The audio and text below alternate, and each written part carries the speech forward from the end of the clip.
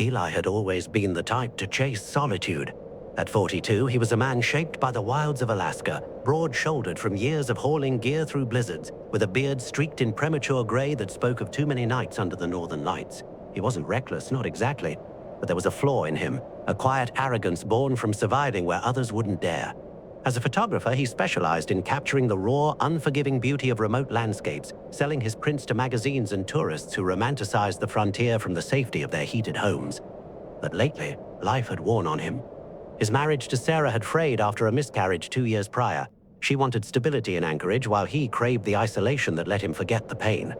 This trip to Kasiluk Lake, a remote, rarely visited body of water nestled in the Yukon-Kuskokwim Delta, surrounded by endless tundra and forgotten by maps, was his escape.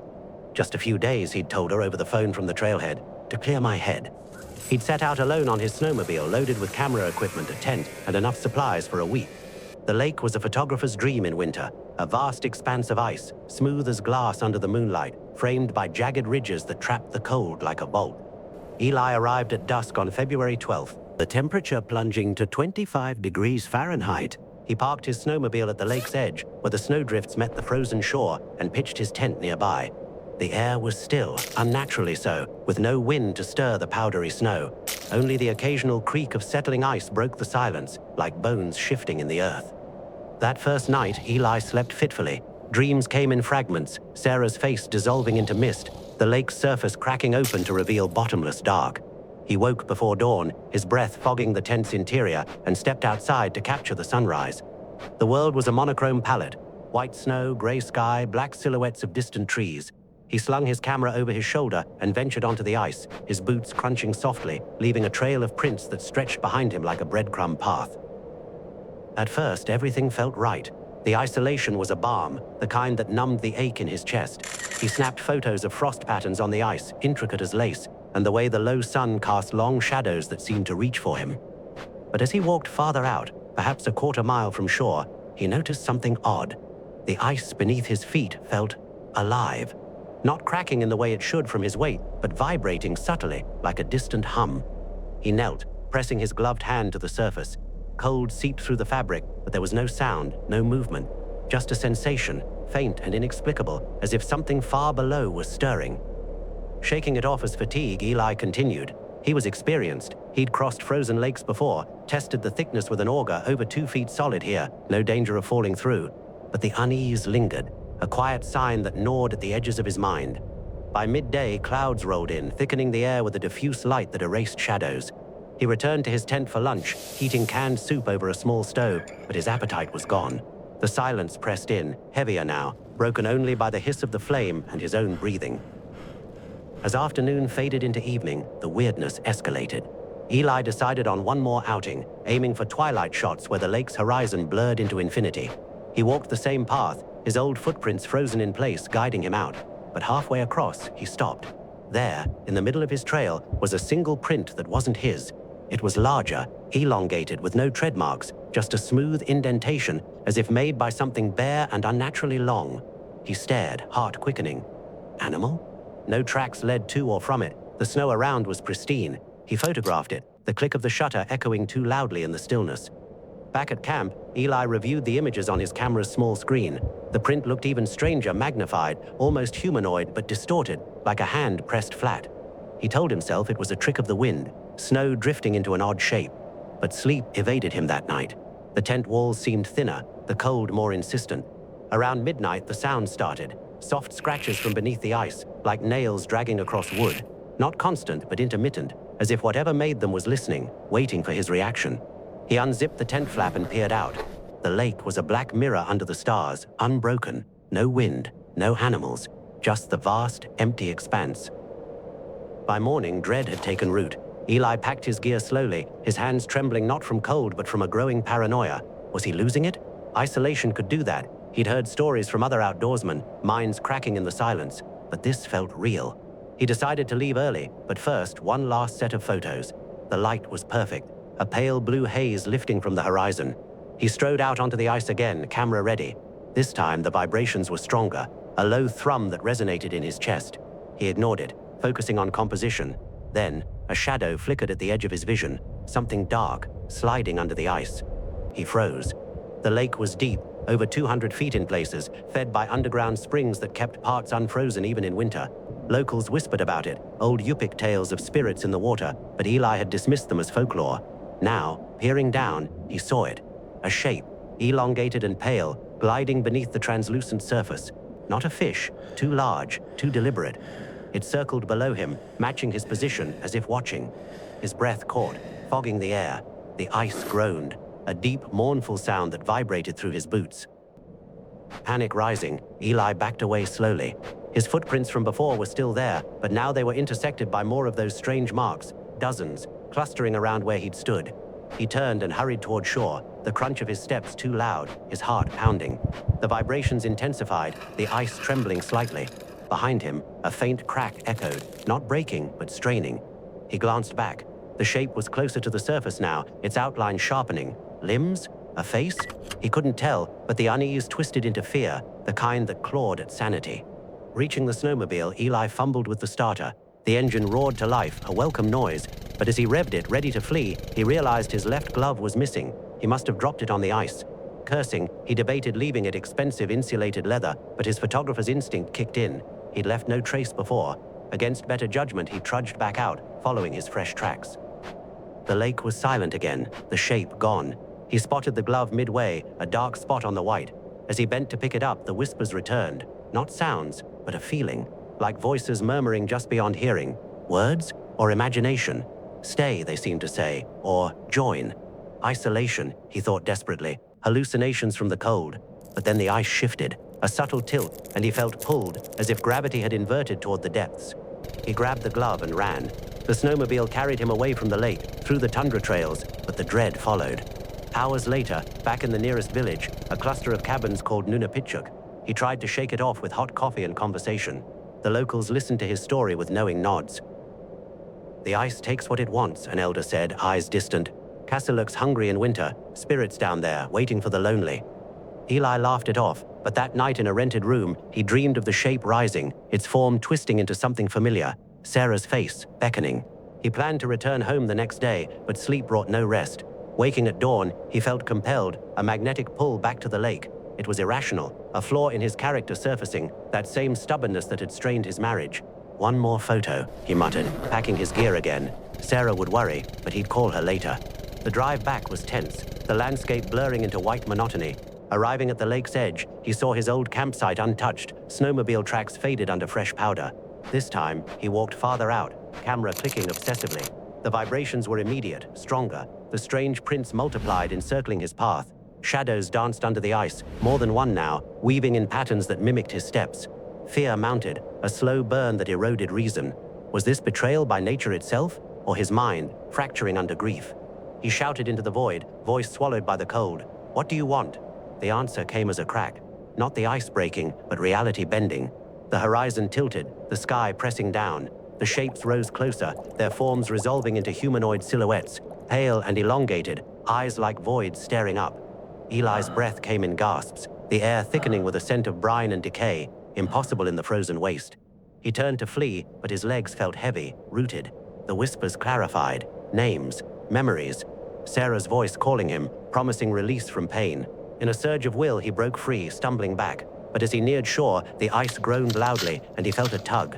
A glove snagged? No, something colder, intangible, pulling at his essence. He made it to the snowmobile, engine sputtering in the extreme cold. As he sped away, he glanced back.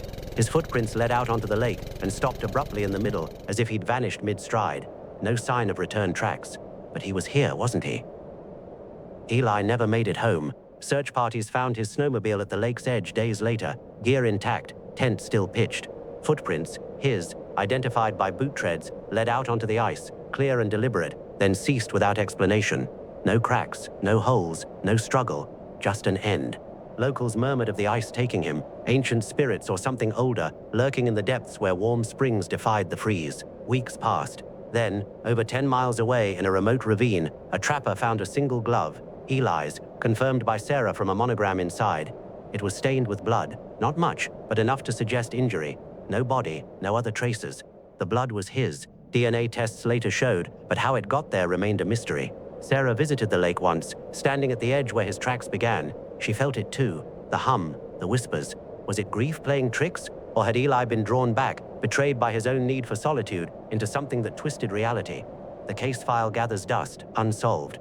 But on still winter nights, travelers near Kasiluk report faint cracks, shadows below, and a lingering unease that something watches, waiting for the next lonely soul to step onto the ice. And sometimes, they say, if you listen closely, you can hear a voice, familiar, pleading, echoing from beneath.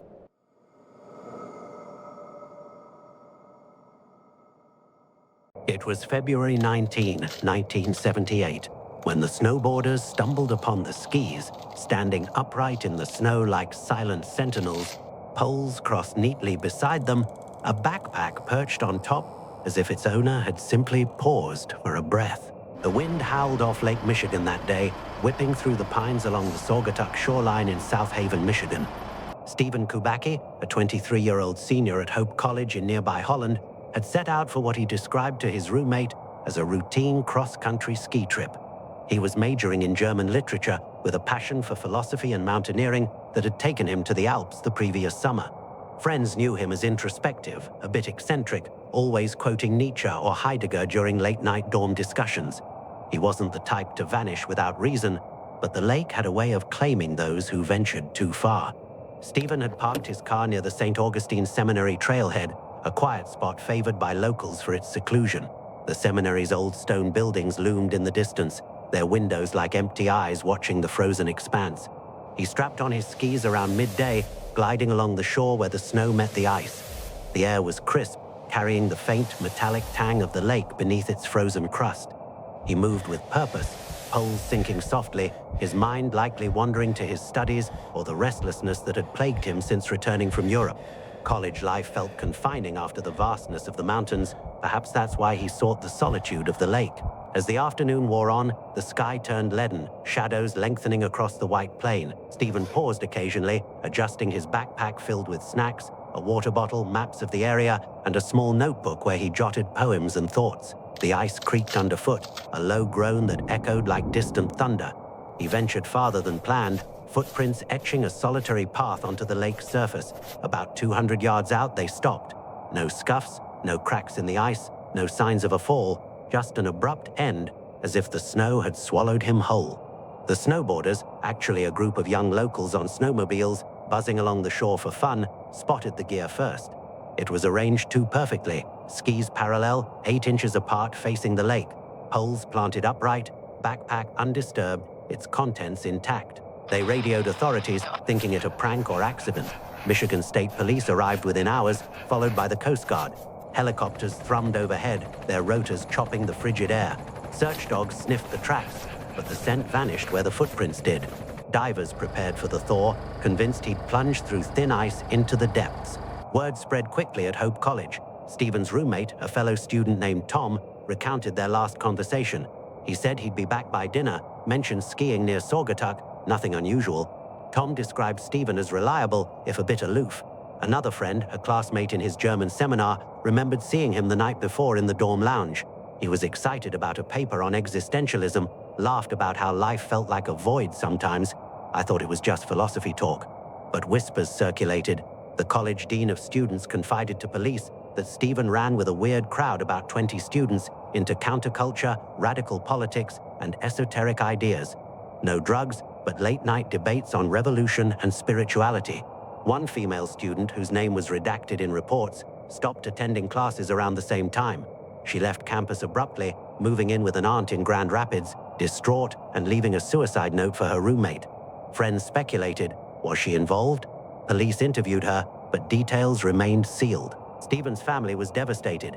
His father, John Kubacki, a sturdy man from a working-class background in Illinois, drove the shores daily, binoculars in hand, scanning the horizon. He wouldn't just leave, John insisted to reporters. Stephen's mother, recently remarried, received strange anonymous phone calls in early March. A muffled voice directed her to numbers, one disconnected, another linked to a call Stephen had made to her back in September 1977 from a payphone that was later shut off.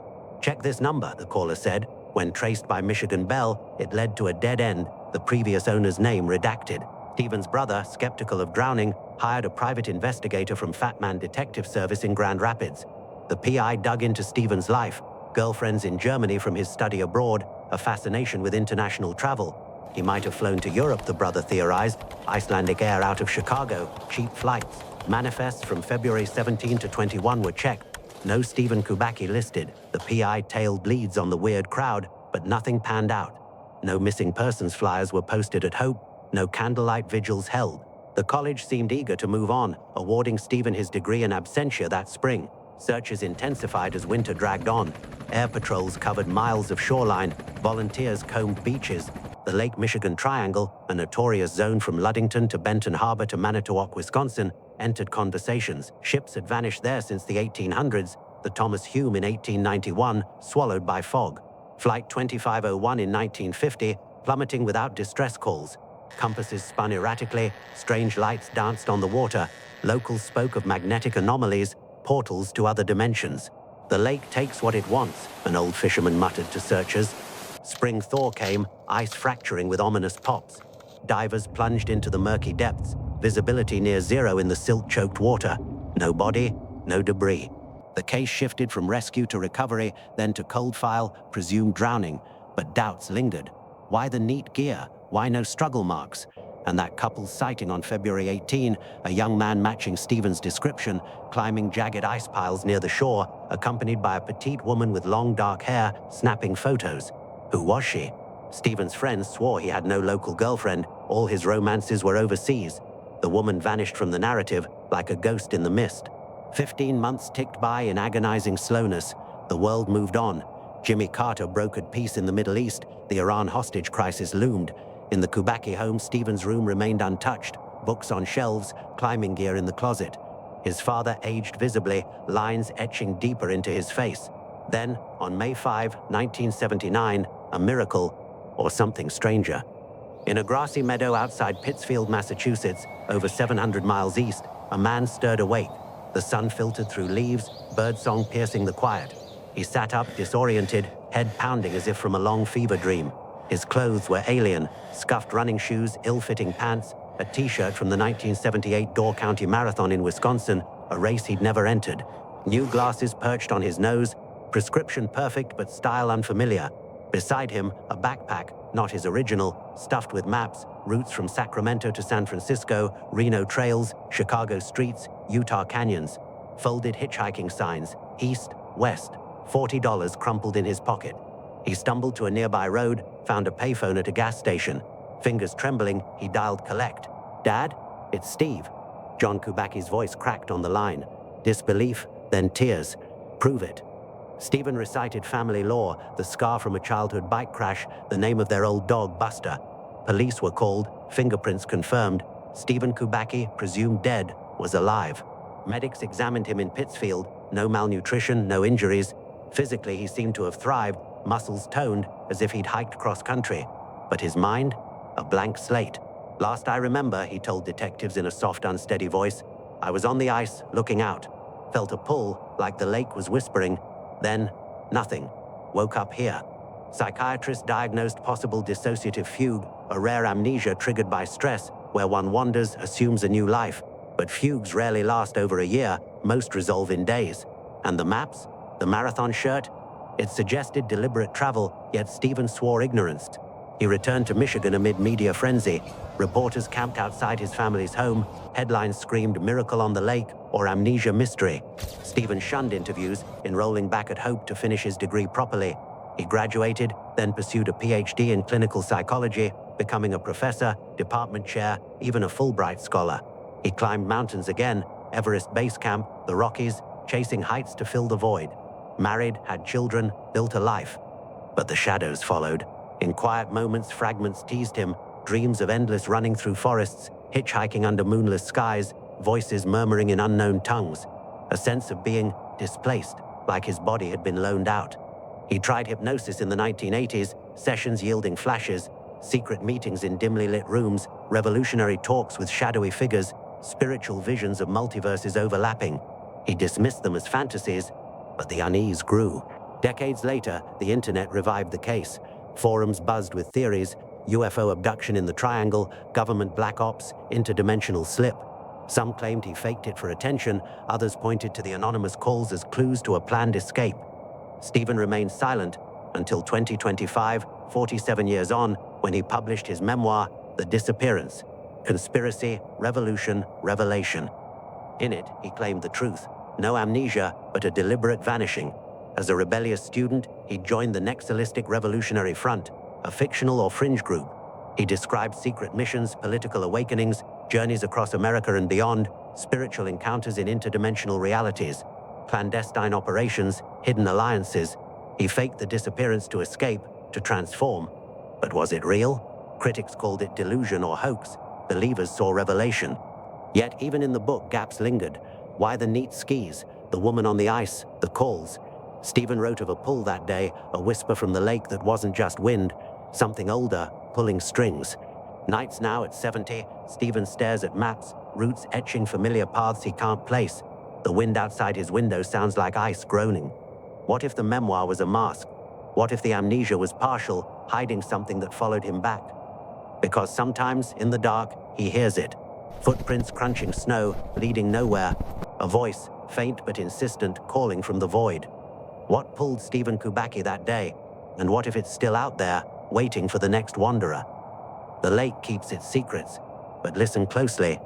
The whisper might be for you.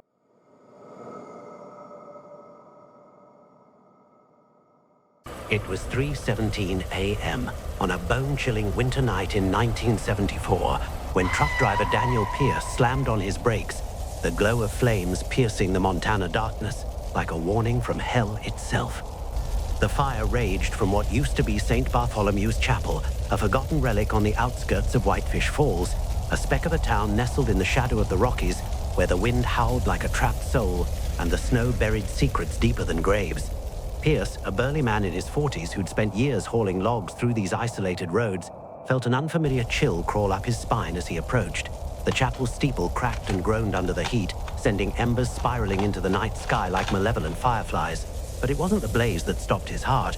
It was the 3 bicycles propped neatly against the chapel's weathered fence, their handlebars dusted with fresh snow, as if their owners had just stepped inside for a moment. No screams, no cries for help, just the crackle of wood surrendering to flame and a faint acrid scent of lamp oil lingering in the air. Pierce radioed it in, his voice trembling for the first time in decades. By dawn, the chapel was a smoldering ruin, its stone walls blackened and collapsed inward like a body imploding from some inner rot. Sheriff Alan Dorsey arrived with the volunteer fire crew, their faces grim under the pale morning light.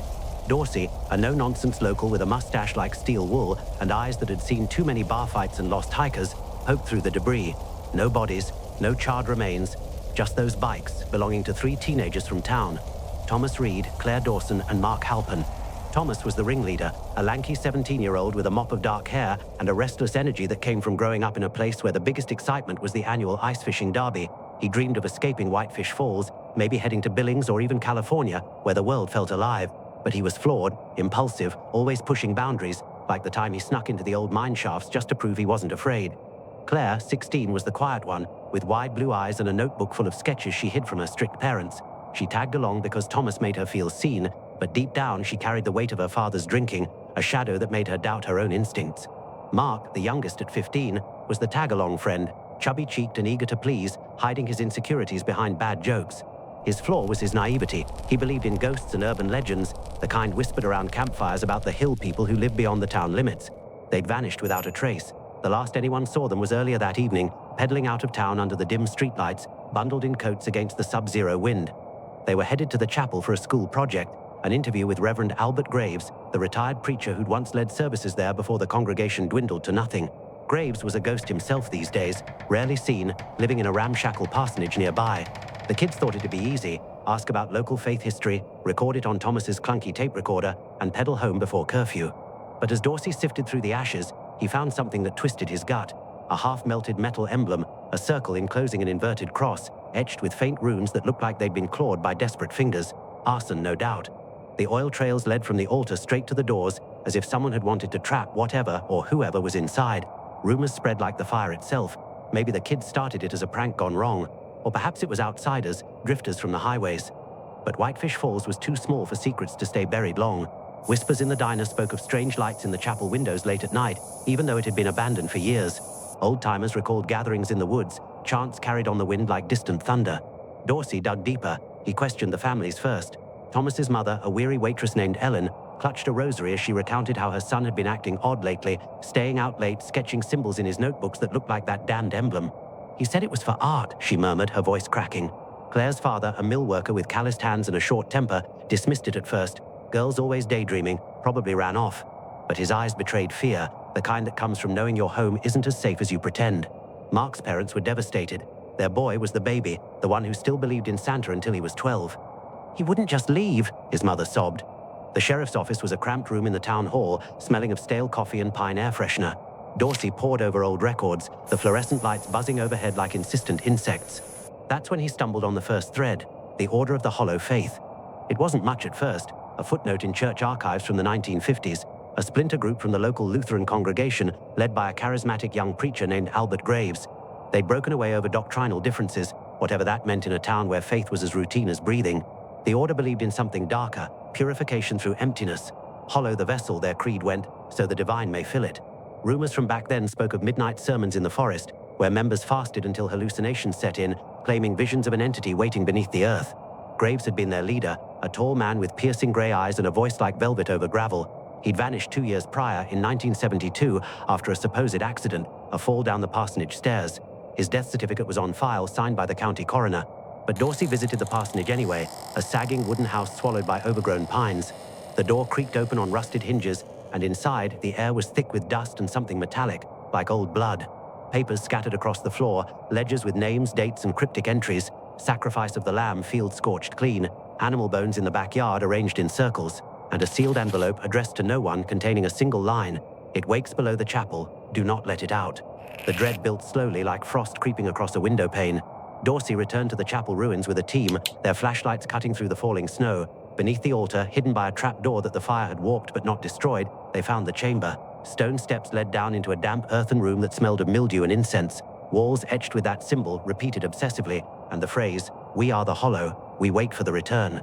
Jars lined crude shelves, glass containers filled with pale, shapeless masses floating in murky fluid. Organs? Fetuses? No one could say. The lab in Billings later called them unidentifiable biological matter. In the center, a stone slab stained dark, as if from repeated use, and scratches on the walls, like fingernails dragging in desperation. The tape recorder changed everything. Thomas had borrowed it from the school library, and when Dorsey played it back in his office, the room seemed to grow colder.